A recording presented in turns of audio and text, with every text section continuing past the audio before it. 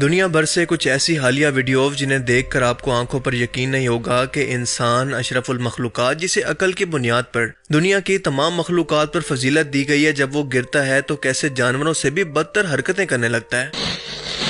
یہ پہلی ویڈیو ایک پاکستانی ایئرپورٹ کی ہے جہاں پر اس شخص کو ایئر سیکیورٹی فورس نے شک کی بنیاد پر روک کر تلاشی لی تو پتہ یہ چلا کہ یہ بدبخت انسان قرآن کریم جیسی مقدس کتاب کو فورن کرنسی کی سمگلنگ کے لیے استعمال کر رہا تھا، اور اس نے یہ کرنسی قرآن کریم کے اندر جگہ جگہ پیجز کے اندر چھپا کر رکھی ہوئی تھی۔ ان لوگوں کے اندر اللہ کا خوف بالکل ختم ہو گیا ہے، کیونکہ اپنے چند پیسوں کے فائدے کے لیے یہ قرآن کریم جیسی مقدس کتاب کو سمگلنگ جیسے حرام کام کے لیے استعمال کرتے ہوئے دنیا اور آخرت کے انجام سے نہ ان کا دل کانپتا ہے اور نہ ان کے ہاتھ۔ آپ کے خیال میں اس طرح کی حرکت کرنے والے ایسے شخص کی کیا سزا ہونی چاہیے؟ اب یہ دوسری ویڈیو دیکھیں۔ جب ہم برِ صغیر پاک و ہند کے اندر شرک اور بدعات پر بات کرتے ہیں تو بار بار یہ کہتے ہیں کہ اگر ان لوگوں کو نہ سمجھایا گیا یا نہ روکا گیا تو یہ ہر روز حد سے بڑھتے جائیں گے اور اس طرح کی مشرکانہ رسموں کو پوری دنیا کے اندر ثواب کہہ کر یا پھر دین کا حصہ کہہ کر پھیلا دیں گے اور اسی گمراہی کو دین سمجھیں گے، جو کہ بہت ہی ثواب کا کام ہے۔ جس طرح سے درگاہوں اور مزاروں پر یہ مشرک منتوں کے لیے دھاگے، تالے اور چیزیں لٹکاتے ہیں، بالکل اسی طرح سے کوئی قبر پرست کعبہ کے اندر آ کر اس کے غلاف کے ساتھ اپنی کسی منت کے پورا ہونے کے لیے تالا باندھ گیا ہے۔ استغفر اللہ۔ Brother, what's that? What's that, brother? حالانکہ حرم کعبہ کے اندر اس طرح کی حرکتوں اور اس طرح کی بدعات کی سخت ترین سزائیں ہیں، لیکن ان لوگوں کو اپنے انجام کی ذرا پرواہ نہیں ہوتی، اور یہ بھی اس کام کو ثواب سمجھ کر یا پھر دین کا حصہ سمجھ کر کرتے ہیں۔ اس گمراہی کے ذمہ دار دراصل یہ جاہل مولوی ہی ہیں جنہوں نے اپنے غوث پاک شیخ عبد القادر جیلانی اور رسول پاک صلی اللہ علیہ وآلہ وسلم کو ایک ہی مقام پر لا کر کھڑا کر دیا ہے، اور صرف یہی نہیں بلکہ ان کی کرامات میں تو ان کو اللہ سے بھی آگے بڑھا دیا ہے۔ جس طرح نبی پاک صلی اللہ علیہ وآلہ وسلم آپ کو اللہ پاک نے سب نبیوں سے زیادہ معجزے عطا فرمائے، فرمایا اسی طریق پر جو ولایت غوث آدم کو ملی ہے آپ کو سب ولیوں سے زیادہ کرامتیں عطا فرمائی گئی۔ اور پھر دوسرا نقطہ دیکھیے، آقا کریم صلی اللہ علیہ وسلم کا جو طریقے اقدس ہے وہ کیا ہے؟ میرے آقا کریم علیہ السلام جب آپ خطاب فرماتے تھے، جیسے پہلا بندہ سنتا تھا حضرت حافظ صاحب، ویسے آخری بندہ سنتا تھا، ایک ایک لفظ نکرا سمجھ آتا تھا۔ حضور غوث پاک کی بارگاہ اقدس میں 70 ہزار لوگ بیٹھتے تھے اور رجال الغیب الگ ہوتے تھے اور یا الگ ہوتے تھے، لیکن اس کے باوجود جیسے پہلا بندہ سنتا تھا ویسے آخری بندہ بھی سنا کرتا تھا۔ کیوں؟ حضور غوث پاک کی جو ولایت ہے یہ طریقے محمدی پر ہے۔ آپ کو یہ کمال عطا کی، آقا کریم علیہ السلام کے جسم پر پسینہ اقدس آئے تو خوشبوئیں ہوتی ہیں، وہی طریق غوث آدم کو عطا کیا گیا۔ آپ کے جسم اقدس پر بھی پسینہ آئے تو خوشبو آتی ہے۔ آقا کریم علیہ السلام کے جسم اقدس سے مکھی نہیں بیٹھتی، تو فرمایا جو میرے جد کریم کو اللہ نے فیض عطا کیا، کمال عطا کیا، اس کا پرتو جب مجھ پہ پڑا تو مکھی میرے جسم پر بھی نہیں بیٹھتی۔ یہ طریقے محمدی پر ہیں، حضور سیدی و سیدنا غوث اعظم رضی اللہ تعالیٰ۔ اچھا، یہ دو باتیں۔ اب تیسری بات سنیے، حضور غوث پاک کی شان بتانی ہے نا جی، تاکہ یہ قوم دیکھے تو صحیح میرے غوث کیا ہیں۔ ایسے تو نہیں فرماتے تیری سرکار میں لاتا ہے رضا ان کو شفیع، جو میرا غوث ہے اور لاڈلا بیٹا تیرا، تو ذرا دیکھو تو صحیح نا میرے غوث کی شان کیا ہے۔ جو 11ویں والے کو اپنا پیر مانتے ہیں نا، وہی آج کمنٹ میں لکھیں گے یا غوث المدد۔ ہماری لاج کس کے ہاتھ ہے بغداد والے کے، ہماری لاج کس کے ہاتھ ہے بغداد والے کے، مصیبت ڈال دینا کام کس کا، غوث اعظم کا۔ اب جس طرح سے ان جاہل لوگوں نے شیخ عبد القادر جیلانی کو رسول پاک کے برابر کھڑا کرنے کی کوشش کی ہے، بالکل اسی طرح سے اعلی حضرت کو بھی یہی مقام دیا جا رہا ہے۔ ایک بار ان سے مانگ کر دیکھ دوست، پھر کہیں ہاتھ پھیلانے کی ضرورت نہیں پڑے گی۔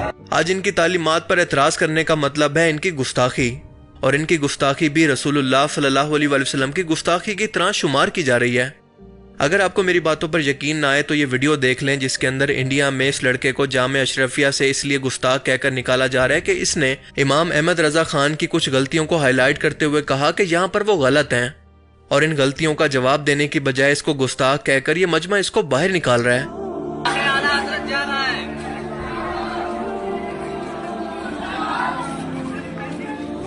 آپ اندازہ لگانے کی کوشش کریں کہ یہ معاملہ کس قدر خطرناک ہے، کیونکہ یہ عقیدہ تو ہمارا رسول اللہ صلی اللہ علیہ وآلہ وسلم کے بارے میں ہے کہ وہ پیغمبر اور رسول ہیں اور غلطیوں سے پاک ہیں، لیکن ان لوگوں نے اپنے بزرگوں کو بھی بالکل وہی درجہ دے دیا ہے کہ وہ گناہوں سے بالکل پاک ہیں۔ اسی چیز نے اسلام کے اندر فرقہ واریت کو جنم دیا ہے، اور یہ فرقہ واریت کی وجہ سے ایک مسلمان امت آپس کے اندر ڈیوائیڈ ہو کر آج بھی آپس میں لڑ مر رہی ہے، کبھی بھی متحد ہو کر ایک جسم بننے کی کوشش نہیں کرتی، جیسا کہ ان کو اللہ کے رسول نے بنایا تھا تاکہ یہ دشمن سے لڑ سکیں، بس آپس میں ہی لڑتے رہتے ہیں۔ رسول اللہ صلی اللہ علیہ وسلم کے دور کے اندر مصور یعنی تصویر بنانے والے اور مجسمہ ساز بھی موجود تھے، لیکن اللہ کے رسول نے کبھی بھی اپنی کوئی تصویر یا مورتی نہیں بنوائی۔ آپ صلی اللہ علیہ وسلم نے فرمایا، جس کا مفہوم ہے کہ ان چیزوں سے ہی احتراماً بت پرستی اور شرک کا آغاز ہوتا ہے۔ تم سے پہلے کی قومیں بھی اسی طرح سے کسی نیک بزرگ کے مرنے کے بعد احتراماً اس کی مورتیاں بناتی اور پھر آہستہ آہستہ ان مورتیوں اور تصویروں کی عبادت شروع ہو جاتی۔ اور آپ کو یہ جان کر حیرت بالکل نہیں ہونی چاہیے کہ آج بالکل اللہ کے رسول کے فرمان کے مطابق ان چیزوں کا آغاز اہل تشیع فرقہ کے گمراہ مسلمانوں نے اس طرح سے کر دیا ہے کہ پہلے تو محرم کے مہینے کے اندر طرح طرح کی گستاخانہ خاکے اور مورتیاں بنا کر ان لوگوں نے ان کا احترام کروایا، تو اب عبادت یہاں تک پہنچ چکی ہے کہ مولا علی علیہ السلام، امام حسین علیہ السلام اور ان کے خاندان کی تصویریں یا پھر مورتیاں مارکیٹ کے اندر بکنے لگی ہیں۔ استغفر اللہ، جیسا کہ آپ ویڈیو میں خود دیکھ سکتے ہیں۔ اب ان چیزوں کی وجہ سے آہستہ آہستہ لوگوں کو احساس تک نہیں ہوگا، لیکن لوگ ایک بار پھر سے بت پرستی کی طرف نکل جائیں گے۔ وہ گمراہ مسلمان جو کہ پہلے ہی گھوڑے کے آگے لیٹ کر اس کے سامنے منتیں مانگتے ہیں، اس کا جھوٹا کھا کر اس کو تبرک کہتے ہیں، ایسے گمراہ لوگوں کو اس طرح سے بت پرستی کے اندر داخل کرنے میں زیادہ دیر نہیں لگنی۔ جی بات بھی کرتے ہیں۔ السلام علیکم یا امام حسین علیہ السلام، بی بی سکینہ کا واسطہ میری پروردگار میرے پر مشکل احسان کرو، میری بچی کو تندرستی دے دیں، صحت دے دیں۔ ਇਹਦੇ ਥੱਲੋਂ ਅਕੀਦੇ ਦੇ ਤੌਰ ਤੇ ਲੋਕੀ ਲੰਘਦੇ ਨੇ, ਉਹ ਕੀ ਹੁੰਦੀ ਹੈ, ਕੀ ਚੀਜ਼? ਸ਼ਿਫਾ ਵਗੈਰਾ ਸਾਡਾ ਤੇ ਕੀਤਾ ਕਿ ਸਾਡੇ ਬੱਚਾ ਕੋਈ ਬਿਮਾਰ ਹੋਵੇ, ਕੋਈ ਵੱਡਾ ਬਿਮਾਰ ਹੋਵੇ, ਅਸੀਂ ਉਹ ਥੱਲੇ ਲਗਾਉਂਦੇ ਹਾਂ اب ਮੌਲਾ یہ ਨੂੰ। سب کچھ بیچنے والے تو دراصل اپنی دکانداری چلا رہے ہیں، موقع کا فائدہ اٹھا کر دین کو بیچنے کی کوشش کر رہے ہیں، جن کو روکنا حکومت وقت کی ذمہ داری ہے، لیکن علماء کرام کی بھی ذمہ داری ہے کہ اس گمراہی کے خلاف اکٹھے ہو کر اس کی سخت الفاظ کے اندر مذمت کریں اور فتویٰ دیں کہ یہ لوگ شرک کو پرموٹ کر رہے ہیں، تبھی جا کر اس طرح کی گمراہیوں کا خاتمہ کسی طرح سے ممکن ہو سکتا ہے۔ اب تک آپ نے آب زمزم کو متبرک پانی کے طور پر تو سنا ہوگا، لیکن آج میں آپ کو ان جاہلوں کی زبانی آب زمزم سے بھی زیادہ متبرک پانی کی زیارت کرواتا ہوں، ذرا یہ سنیں۔ ناظرین، ابھی آپ جس کنویں کو دیکھ رہے ہیں یہ کوئی معمولی کنواں نہیں ہے۔ اللہ تعالیٰ نے اس کنویں کے پانی میں بہت شفا رکھی ہے، کیونکہ اس پانی کو سرکار کو سے پاک رحمت اللہ تعالیٰ علیہ استعمال کیا کرتے تھے، اور آج بھی لوگ اس کنویں کے پانی کو بیماری سے شفا پانے کے لیے پیتے ہیں۔ اور یہ کنواں کہاں موجود ہے آئیے میں آپ کو بتاتا ہوں۔ ولی اللہ کا نام حضرت معروف کرخی رحمت اللہ تعالیٰ علیہ ہے۔ آپ کا آستان مبارک عراق کی سرزمین پر بغداد شریف میں موجود ہے۔ ایک تو جھوٹ پھیلانا اور پھر پورے کانفیڈنس کے ساتھ۔ آب زمزم کے بارے میں تو حدیث شریف کے اندر آتا ہے کہ زمزم کا پانی اسی مقصد کے لیے ہوتا ہے جس کے لیے اس کو پیا جائے۔ یہ حدیث مبارکہ ابن ماجہ 30,062 کے اندر موجود ہے، جس کے اندر یہ بتایا گیا کہ زمزم کا پانی نیت کے مطابق برکت اور فائدہ دیتا ہے، چاہے وہ بیماری سے شفا ہو یا پھر کسی اور مقصد کے لیے۔ لیکن سوال یہ ہے کہ ان لوگوں کو اس کنویں کے پانی کے متبرک ہونے کی کس نے گارنٹی دی ہے؟ اگر آپ طرح طرح کے انسانی پیروں کو دیکھ کر اور ان کی کرامات کو سن کر بور ہو چکے ہیں تو آئیں اب آپ کو ملواتے ہیں چونٹی والی سرکار سے۔ جی ہاں، چونٹی والی سرکار، جس کا دربار انڈیا کے اندر موجود ہے اور ایک پورا پہاڑ بنا ہوا ہے۔ یہ چونٹیوں کا باقاعدہ پہاڑ موجود ہے جس پر یہ چونٹیاں موجود ہیں اور ان سے باقاعدہ مدد مانگی جا رہی ہے۔ آپ اندازہ کریں کہ ان مشرکوں کا یہ حال ہو چکا ہے کہ ان کو یقین ہے کہ یہ چونٹی ان کی مشکلیں حل کر سکتی ہے، لیکن اس کائنات کو بنانے والا اور انسانی جسم کے خالق پر ان کو بالکل بھی بھروسہ نہیں۔ سوچیں کہ یہ گمراہی مستقبل کے اندر کہاں تک جا سکتی ہے۔ اب ثاقب رضا مصطفی صاحب کی یہ سٹوری سنیں جس کے اندر وہ رسول اللہ صلی اللہ علیہ وسلم پر جھوٹ باندھ رہے ہیں، ارشد ندیم سے بھی لمبی پھینک رہے ہیں اور پورے کانفیڈنس کے ساتھ۔ 65 کی جنگ لگی ہے تو جو حضور کے روضہ کے آس پاس مجاورین تھے، خادم تھے، ان میں سے ایک خادم نے دیکھا کہ حضور روضہ انور سے باہر تشریف لا رہے ہیں اور جنگی لباس حضور نے پہنا ہوا ہے اور تلوار حمائل کی ہوئی ہے اور حضور کے ساتھ اصحاب ہیں۔ تو میں نے کہا میرے ماں باپ آپ پہ قربان ہو، اس وقت اس حالت میں آپ کہاں جا رہے ہیں؟ تو حضور نے ارشاد فرمایا ہندوستان نے پاکستان پہ حملہ کر دیا، میں مدد کے لیے جا رہا ہوں۔ اب پتہ نہیں اس خادم کو یہ خواب 1971 کے اندر کیوں نہیں آیا۔ رسول اللہ صلی اللہ علیہ وسلم کی حدیث ہے جس کے اندر آپ نے فرمایا کہ جس نے مجھ پر جھوٹ منسوب کیا جو میں نے نہیں کہا تو وہ اپنا ٹھکانہ جہنم کے اندر دیکھ لے۔ اللہ تعالیٰ ثاقب رضا مصطفی صاحب کی اصلاح فرمائے اور ان کو توبہ کی توفیق دے۔ ہم تو ابھی بھی ان کے بارے میں حسن ظن رکھتے ہیں کہ ہو سکتا ہے کہ جذبات کے اندر آ کر کسی شخص سے یہ کہانی سن کر وہ محبت کی وجہ سے اس کہانی پر یقین کر بیٹھے ہوں، لیکن اب ان کہانیوں کا دور ختم ہو چکا ہے۔ خطیب تقریر کرنے جاتے ہیں چونکہ انہیں پیسہ لینا ہے، تو گھڑ گھڑ کے کرامتیں سناتے ہیں جن کا کسی کتاب میں نہ کوئی وجود نہ اصل، اور اتنی بے اصل باتیں کرتے ہیں مذاق خیز، جو نہ عقل کو قبول ہے نہ نقل کو قبول ہے، نہ کسی نے ان کو روایت کیا نہ کسی عالم کے ہاں وہ مقبول، ایسی باتیں کرتے ہیں۔ میں کبھی کبھی خود سنتا ہوں، میں اب ان کا ذکر نہیں کر سکتا، بڑی مذاق خیز۔ جب اس قسم کی من گھڑت جھوٹی بے بنیاد بے اصل کرامتیں بنا کے آپ سنائیں گے اور حضور غوث پاک کی طرف منسوب کریں گے، خواجہ غریب نواز کی طرف منسوب کریں گے اور دیگر اولیاء کبار کی طرف منسوب کریں گے، تو انہیں سن سن کر لوگوں کا اصل کرامت سے بھی اعتقاد اٹھ جائے گا،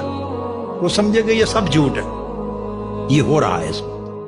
اور تنقید کرنے والے، اعتراض کرنے والے کو یہ بنیاد بنتی، وہ مذاق اڑاتا ہے ان باتوں کا، اور اتنا مذاق تسلسل سے اڑایا جاتا ہے، اس حد تک کیا جاتا ہے کہ رفتہ رفتہ انسان کا اعتقاد اصل حقیقت سے بھی اٹھ کے ختم ہو جاتا ہے۔ دھرم کا نشہ کچھ ایسا ہے کہ آپ اندازہ لگائیں کہ انڈیا کے اندر اتر پردیش ریاست کے متھورا ڈسٹرکٹ کے اندر ایک مندر ہے جس کا نام ہے بینکی بہاری ٹیمپل۔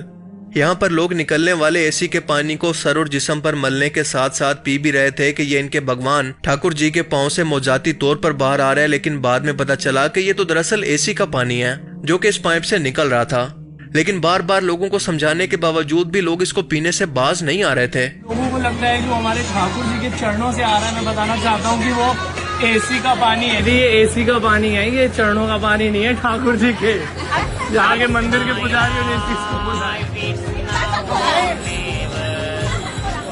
جبکہ یہاں کے مندر کے پجاریوں کے دوارا اس چیز کا کھنڈن کیا گیا تھا کہ یہ جو جل ہے وہ اے سی کا آ رہا ہے، نہ کہ یہ جو ہے ہمارے ٹھاکر جی کے چرنوں سے آ رہا ہے۔ تو بہت سارے لوگ اس کو جو ہے چڑھنا امرت سمجھ کے پیتے ہیں، جبکہ یہ اے سی کا جل ہے، تو کرپیا اسے نہ پیے، کیونکہ ہو سکتا ہے کہ آپ کی طبیعت خراب ہو جائے یا انفیکشن ہو جائے باڈی میں۔ انڈیا میں مندر بنانے سے زیادہ سیریس ایجوکیشن کی بہت زیادہ ضرورت ہے۔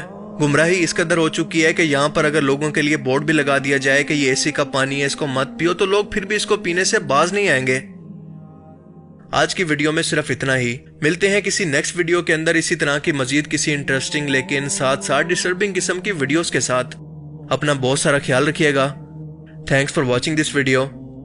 اللہ حافظ۔ کرے غیر گر بت کی پوجا تو کافر، جو ٹھہرائے بیٹا خدا کا تو کافر، جھکے آگ پر بہرے سجدہ تو کافر، ستاروں میں مانے کرشمہ تو کافر، مگر مومنوں پہ کشادہ ہے راہیں، پرستش کریں شوق سے جس کی چاہیں، نبی کو جو چاہیں خدا کر دکھائیں، اماموں کا رتبہ نبی سے بڑھائیں، شہیدوں پہ جا جا کے مانگیں دعائیں، مزاروں پہ دن رات منتیں چڑھائیں۔ نہ توحید میں کچھ خلل اس سے آئے، نہ اسلام بگڑے نہ ایمان جائے۔